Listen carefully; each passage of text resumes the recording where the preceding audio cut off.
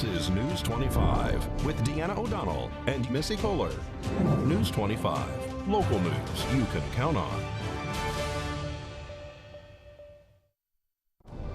News is brought to you by J.K. Nelson Law.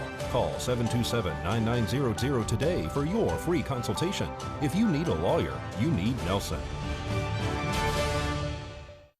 This segment of the news is brought to you by Silver State Health, bringing quality medical and psychiatric care to Pahrump. Call 775-505-1214 for an appointment.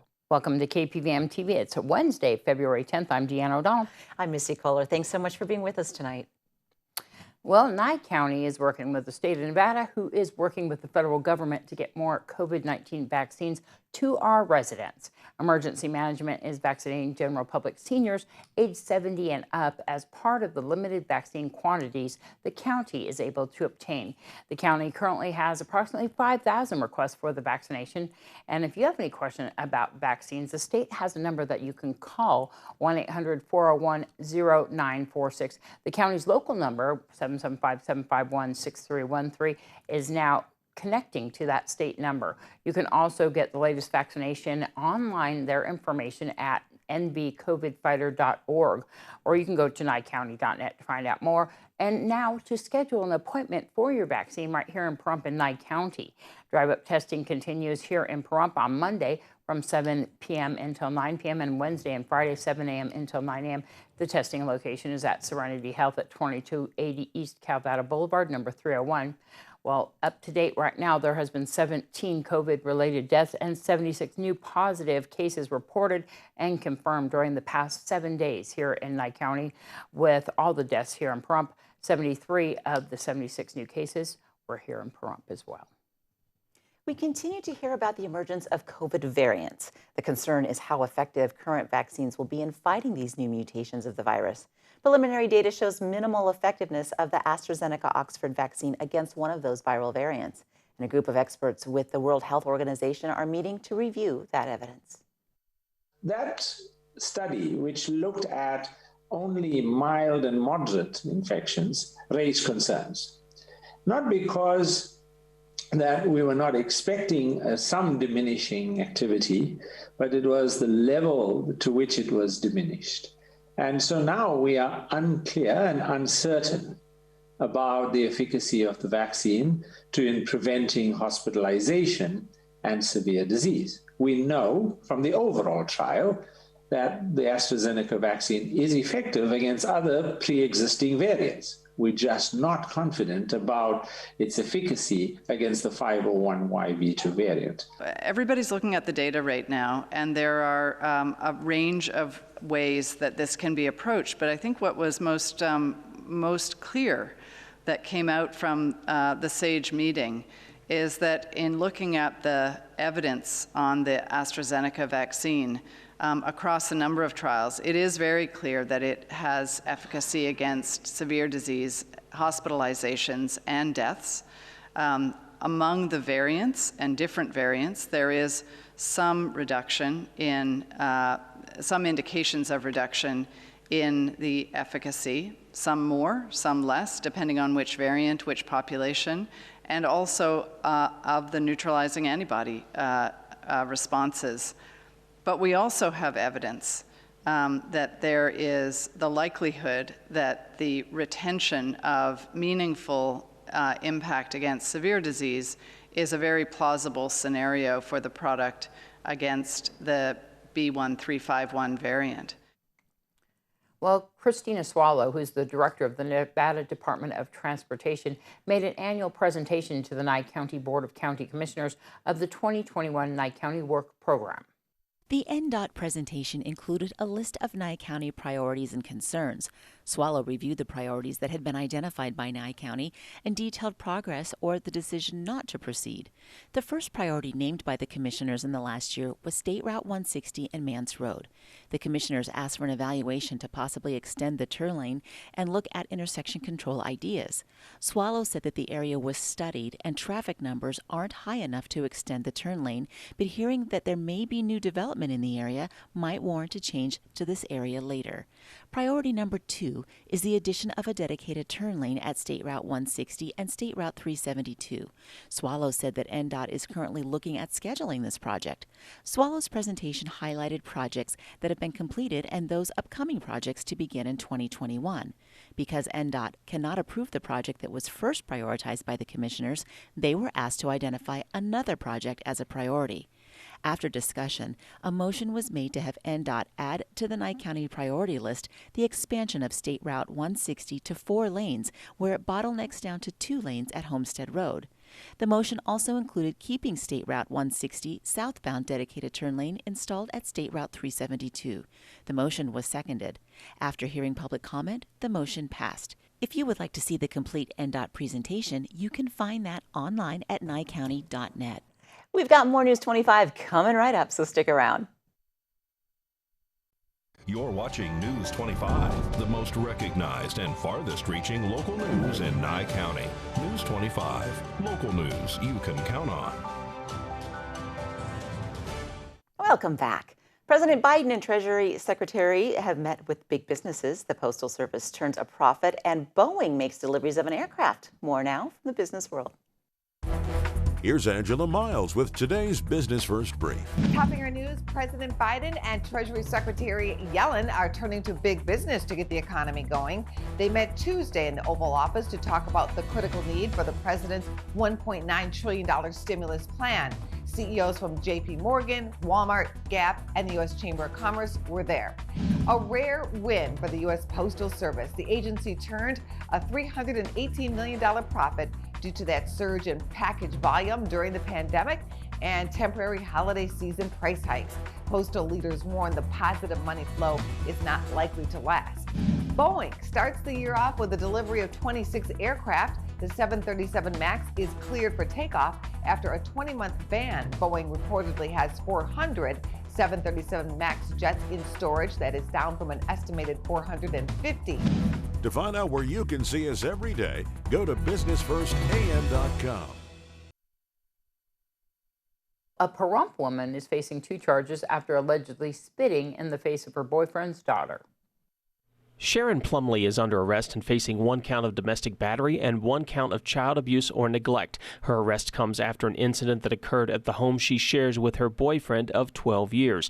Nye County Sheriff's Office deputies were called to the home January 27th for a domestic disturbance. The Sheriff's Office says the daughter of Plumley's boyfriend, who also lives at the home, told deputies Plumley got into her face after a verbal argument, and she feared Plumley was going to physically harm her. The girl says Plumley then stepped back and spit in her face. Plumley was not at home when deputies arrived at the scene. She returned a short time later, and deputies say Plumley admitted to getting into an argument with the girl and spitting, but was not aware that she spit on her face. Plumley was placed under arrest and transported to the Nye County Detention Center. A man who wants to create a Bonnie Springs experience in Pahrump celebrates his birthday in style and gives locals a sneak peek at what he's building on Benarch Road. Alex DeJean celebrates his 41st birthday with family, friends, and local residents as he showcases his effort to bring family-friendly fun to Pahrump at Nature Health Farms. Well, we're trying to be the next Bonnie Springs.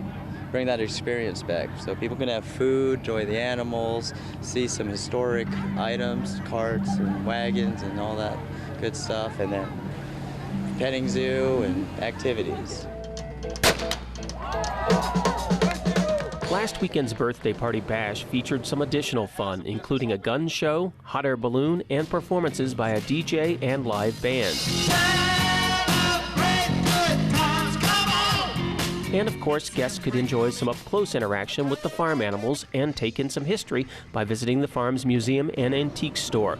DeJean says Nature Health Farms is still a work in progress. At this time, there's no firm date for when it will open to the public, but DeJean says they wanted to use the birthday bash as a way to let people see what he's doing there. In addition to the many animals already at the farm, DeJean says they'll continue to add even more to the mix, and he hopes to get a giraffe and a Friesian. As you can imagine, it can be costly to keep all those animals healthy and fed, so DeJean says they always appreciate donations. For more information about Nature Health Farms, you can visit them on Facebook. That looks like a good time. You had fun, didn't you? I had so much fun there. I got to tell you. I can't wait to go Love those visit. animals. We'll have more News 25 up in just a few minutes. Stay with us. You're watching News 25, brought to you by Mountain West Lawyer, Injury Attorneys, 727-9500. News 25, local news you can count on. News is brought to you by Canyon Ridge Periodontics. Give them a call at 702-966-0302. Welcome back. Well, losing power during the cold weather can be more than just an inconvenience. It could spell carbon monoxide danger. Cleveland Clinic's Dr. Tom Waters says one thing you absolutely do not want to do during an outage is use your gas oven for a heater. If your power's out, you absolutely do not want to use your stove to heat your house. And also if you're using backup generators in the winter, obviously the exhaust has carbon monoxide in it, so you have to make sure that those are placed outside in a well-ventilated area. Dr. Waters says carbon monoxide, which is known as the silent killer, is especially dangerous because it's colorless and odorless. He says carbon monoxide is most likely a risk in the winter when our furnace is running, which is why it's important to make sure it's serviced once a year. It's also essential to have carbon monoxide detectors in your home. If your house doesn't already have them wired into the ceilings or walls, there are detectors you can purchase and plug right into a wall outlet. Dr. Waters says it's best to check both smoke and carbon monoxide detectors at least twice a year to make sure they're working. He says it's also important to know the warning signs of carbon monoxide poisoning. If you notice in a loved one or someone else or a friend that they're experiencing symptoms such as headache, nausea, excessive daytime sleepiness, fatigue, lethargy, those are all signs that they might be being exposed to carbon monoxide, and you want to have that checked. If you or a loved one begin to experience symptoms of carbon monoxide poisoning, Dr. Waters says it's vital to get out of the house immediately and call the fire department. Do you have the time and energy for a dog that has the time and energy for you? Darby O'Donnell is at Desert Haven Animal Society today, and she wants to introduce you to a silly boy named Goofy. Today's Save a Pet is proudly sponsored by Jason Ernest with Mountain West Lawyers. Call 775-727-9500. Hi, I'm Darby here at Desert Haven Animal Society, and today we are joined with Goofy. Goofy is a 2-year-old husky mix. His name is correct. He is a goofy little boy. He has gorgeous blue eyes. He runs so funny after balls. He has a lot of energy though. So if you are someone who's interested in him, you definitely need to have either the time to go and exercise him properly and have a strong sense of leadership, or I think he would be amazing as a family dog. Super cute, likes to jump up though. It's a little bit mouthy, so he just needs a little bit of training, but has just the cutest little goofiest personality. If you would like to come and see Goofy or any of his friends here at Desert Haven Animal Society, give them a call ahead of time to make an appointment, 775-751-7020, or you can look them up on their Facebook page at Desert Haven Animal Society. Yes, I did seriously consider adopting another dog when I met him. It's a shame. I want that dog so bad. Well, imagine opening a brand new school amid the pandemic. It happened in Las Vegas, in an area where families often face financial difficulties. An all-girls school is aiming at changing the outcomes for youngsters who have faced trauma, assault, or bullying in their community. Kim Martinez reports. My thought was, that's something really cool. These girls are expressing their happiness at being part of a first of its kind for Las Vegas. It's a unique all-girl public charter school with nearly 100 middle school girls attending in its first year. Children actually achieve higher in single-gender classes. Closing the academic gap in a high-risk population is one of the goals for Girls Athletic Leadership School. 100% of the student population qualifies for free and reduced lunch. And to add to the challenges, as Gals was opening, most schools were closing due to COVID. But they made it a priority to get these girls back into the classroom. If you are virtual, you have to really be self-disciplined. So they open their doors in the best interest of their students with unique needs. They even have a class that focuses on emotional responses the girls may have to different situations, such as a pandemic. And while some can't be back on campus, it's been important to keep the school's doors open. It's a community in crisis in this area, and there is nothing in this area. So that's why we're here, even when COVID did start. Gals is the brainchild of Krista Yarbury, head of school, along with Jennifer McCloskey. It's a passion project for both women. Students who are, who just don't have enough to eat, they don't have clean clothes to wear, they're on the edge of possibly being evicted or already have been evicted.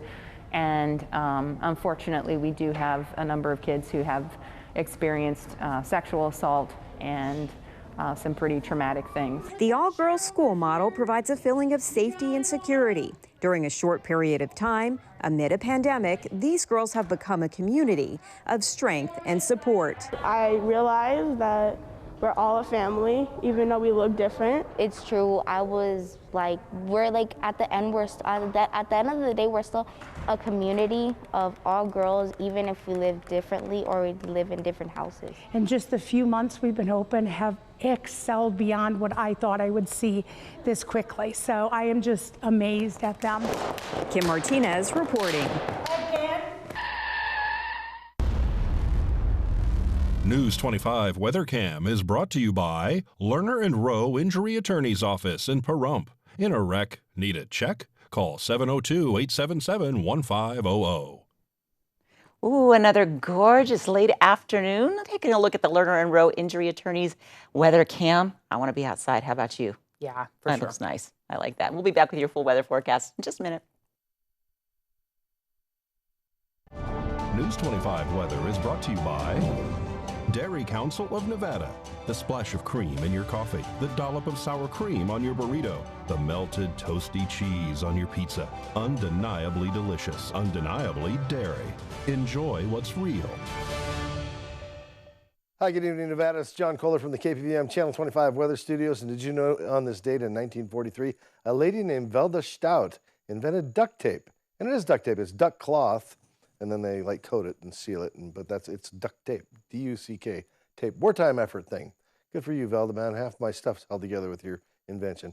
Hey, up in Fernley, check this out, 57 degrees, getting a little toasty up there, 33 for a low tonight. Fallon saw a 58-degree high mark today, 31 for a low as they approach morning. Carson City all the way up to 55 and 32 for a low tonight. Tonopah, not too bad, 52 degrees for the chill spot. Hey, you maintain your honors. 25 for a low tonight. Out in Goldfield, 55 degrees for a high today, 26 for a low. In Beatty, all the way up to 66 degrees. Good going, Beatty. 37 for a low tonight. Amargosa, you're 71 degrees. Yay! All right, let's have a parade.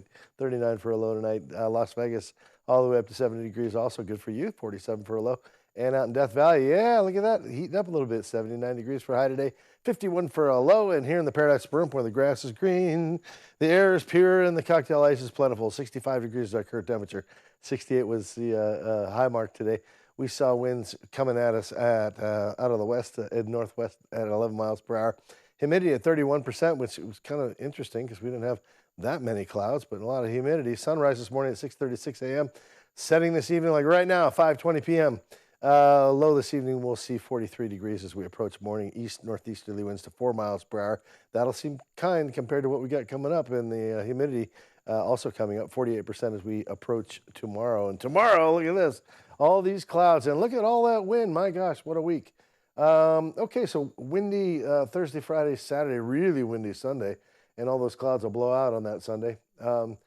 As the winds come down Monday, clouds return, and then winds kicking up again Tuesday and Wednesday. So we're in for the big blow. Temperatures on the high side, 68 degrees. It'll approach low 60s most of the week, and stay down to the mid to low 40s and the low side. So there you go. That's your what we can expect. A little blow, a little cloud. It's all good. It's Pahrump. We love it. All right, back to the desk. It's Missy, Indiana. Thanks so much. We want to remind everybody that there is a job fair tomorrow and Friday at Nye Communities Coalition at 1020 East Wilson. Of course, you can find out more by going to nycc.org. I'm Deanna. I'm Missy. Have a great night. Thanks for watching. Ellie says goodbye.